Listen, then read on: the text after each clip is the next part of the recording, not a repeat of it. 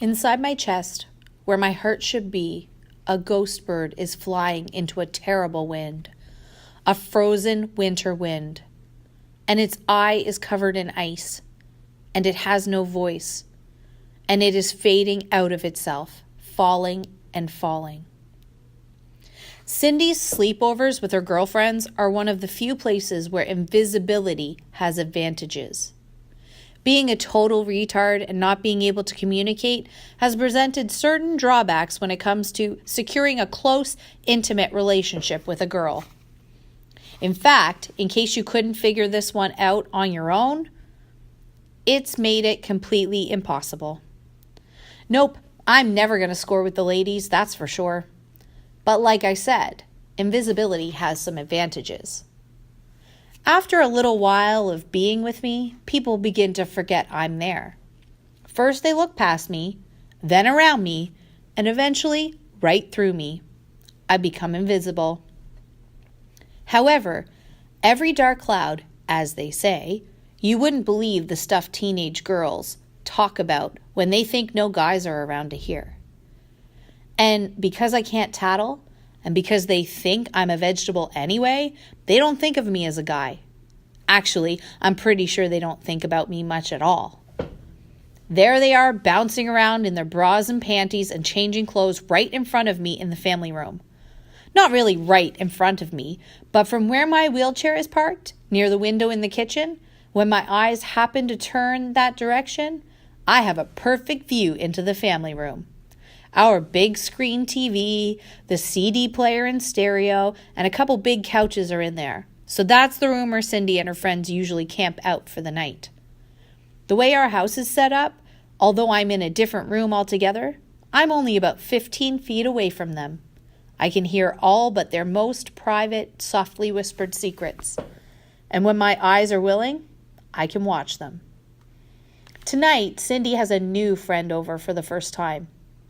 She's come for a sleepover. Most of Cindy's friends are pretty cute, but none come close to being as pretty as this girl is. She is tall, and she has blondish brown hair and an amazingly attractive body. Her face looks like one of those women in Maxfield Parrish paintings. Mom has a couple of prints in her room. God, she's beautiful.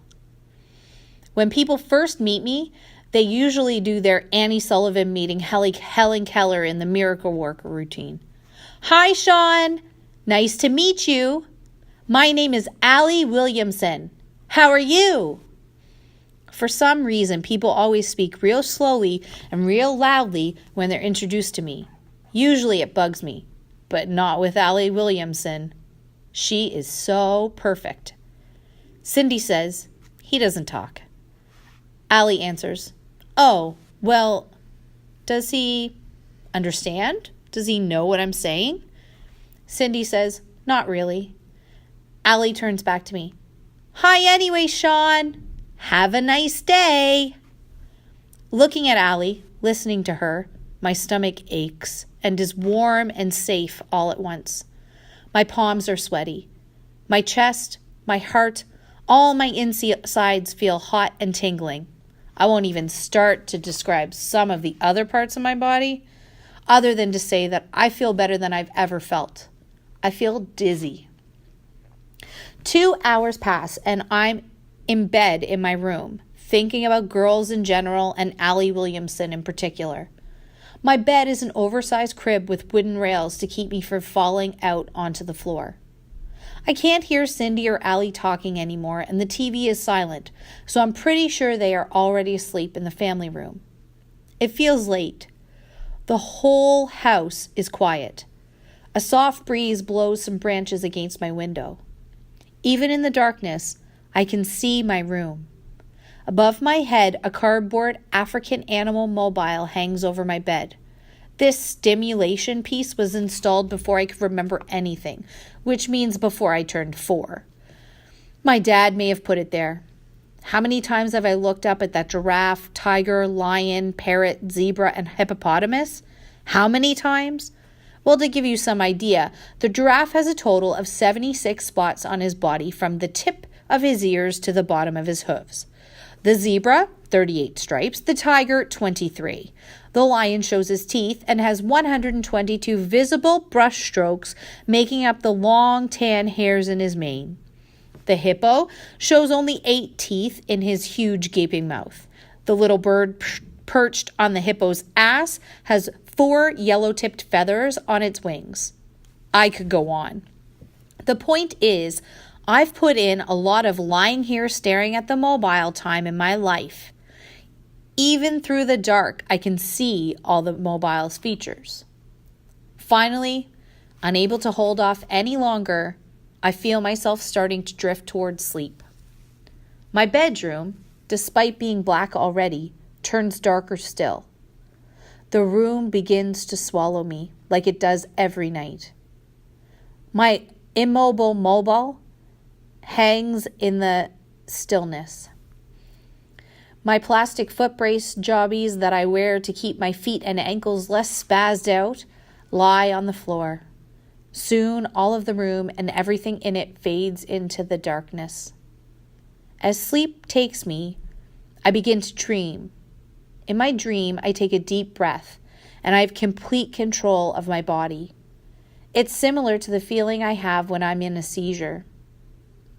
I dream about Allie. I am alone with her and we begin to kiss. It feels great. Even though we don't know each other, somehow we're in love. I wonder where we are. The room doesn't seem familiar. I think about where I'd like to be. And an instant later, we are sitting on the top of the Space Needle in downtown Seattle, 600 feet above the city. Our legs dangle over the side. We face east, looking out past the hills leading up to the mountains. The sun is rising over the tallest peaks of the Cascades. The horizon, the huge length of it, is blazing in pink, red, and orange. The mountains look purple and blue. The snow tinted by the colors. There is a huge feeling to this sunrise, like all the universe spreads out from the light, and the entire universe looks back toward it. God, this is beautiful, Allie says. We sit holding each other, the morning's first light covering us. Allie whispers again, "It's so beautiful." "I love you," I say to Allie. She is the first girl I've ever said these words to.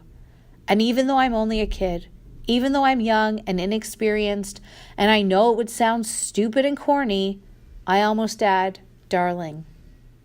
"I love you too," Allie whispers back. Then she pulls herself close to me. It feels as though we are blending together. I can't tell where I end and she begins. Then Allie says, "I love you, my darling." Suddenly, even though I know that I am only dreaming, I feel so loving, I feel so loved that I begin to cry. When I wake up, there is a fly on my face. I can feel its tiny feet moving across my cheek. It is looking up my nose. Every few moments, its wings lift it off me, and I think it's going to go away, but it returns. Of course, there is nothing I can do about it. I can't move my head or my hands or shake it off or swat at it. I can't holler for help. This has happened a lot of times before, and I really hate it.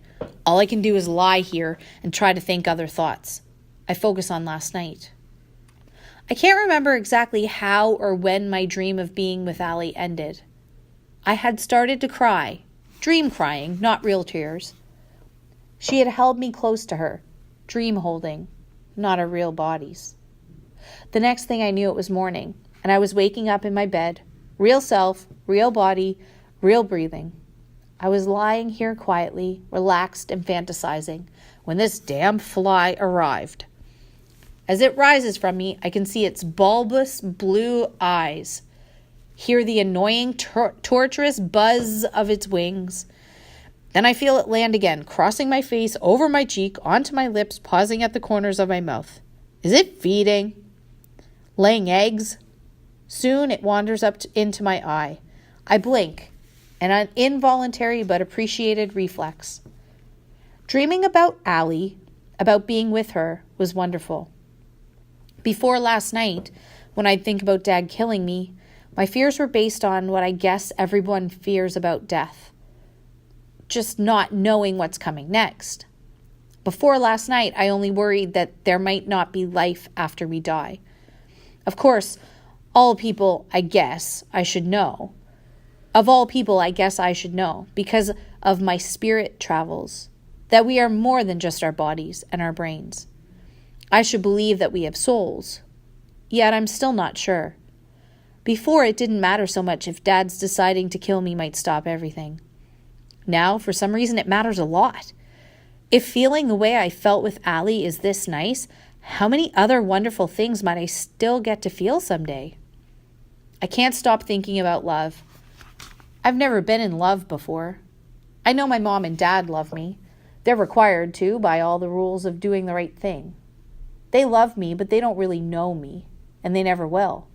They can't. If it hadn't been for me, Mom and Dad might have stayed together. I think about Cindy and Paul. It's the same thing for them. I'm sure they love me, but how can they not feel resentment toward me? I ruined our family. Whatever their feelings, they don't know me. They've never known me.